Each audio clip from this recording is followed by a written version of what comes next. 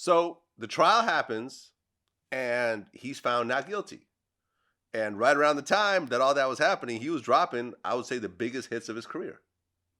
And we was dancing to him, loving him, all of that. Let me just tell you, I was so tight at R. Kelly around the time when they fucked up that whole Best of Both Worlds shit. I cannot front, I fucking loved that album. Best of Both Worlds was just that. Like, it was fucking crazy. But all of this bullshit killed it. That's when all of this shit came out. And Jay-Z had to run for cover. Remember, they was going on tour and all this type of shit. And remember all the stories of how controlling he was on the tour? Do you remember some of those stories? How when R. Kelly come through the hall, people had to like turn away and all this crazy shit. Nobody could be in the hall when him and his people walked through. Like, it's stories like that that let me know all of this controlling shit he was doing to the women is real. Like, we've heard all of this controlling type of shit. You tried to control other people. So I know you tried to do it to these women. Well, Dame Dash went on his YouTube channel and he said that Best of Both Worlds album is the reason why they fell out. Yes. Why they fell out. And, you know, I had forgotten Jay-Z knew about what happened to Aaliyah and still fucked right. Exactly. I mean, I didn't think about that, but yeah, it's like, here is this guy who was in love with this girl, and now your business partner is doing a project on your label with a guy that essentially raped your girl, and like, yo, what's going on here? Right. I thought you was my boy. But at that point, there's money, there's prestige, you know. That album was to set both of them up as the kings of, one was the king of rap, one was the king of R&B. You know what I mean? Well, wasn't there there was a second album too, right? Best of Both Worlds Part 2? Wait.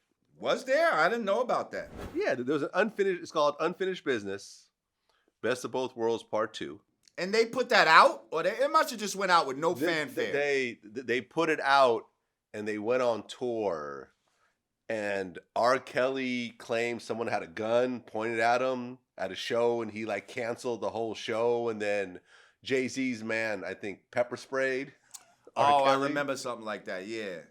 And then at that point, the whole tour was canceled. They all sued each other and whatever. That was the end of that. And actually, what's interesting is there's supposed to be a Best of Both Worlds Part 3 with Birdman and R. Kelly. You didn't know about this? I didn't know about Part 2. I'm telling you, like, when did they do that? Because the first one had a lot of fanfare. Like it was one of those albums you were anticipating back in the days. Like, that might have been one of the last albums I actually was like, yo, I can't wait till this shit come out. And then went and got it like on the first day or some shit like that. Like, I ain't did no shit like that. The second album, the single was called Big Chips. It peaked at number 39 on the Billboard charts. Because the tour got canceled, everyone stopped promoting it. I never heard about it, never heard the song, but that whole Best of Both Worlds album, I cannot front.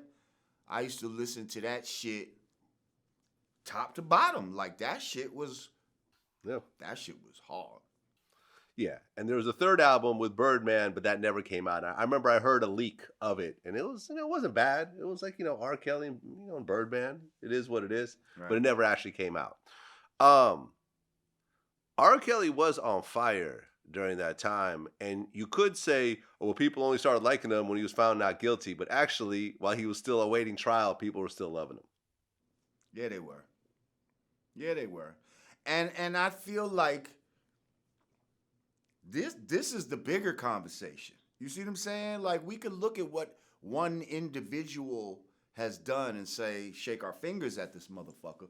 But when you look what damn near a whole society of people just turned a blind eye to some shit, that speaks bigger to me than anything that this one man could do.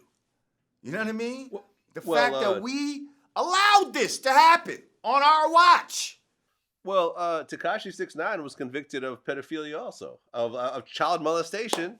And y'all motherfuckers is shot, shot, shot, shot. You loving this motherfucker too.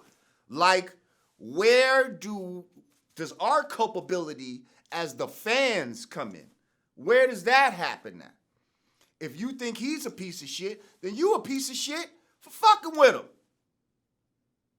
And I'll include myself in that because a part of me tried to do what y'all are asking me to do. A part of me tried to separate his deeds from his work.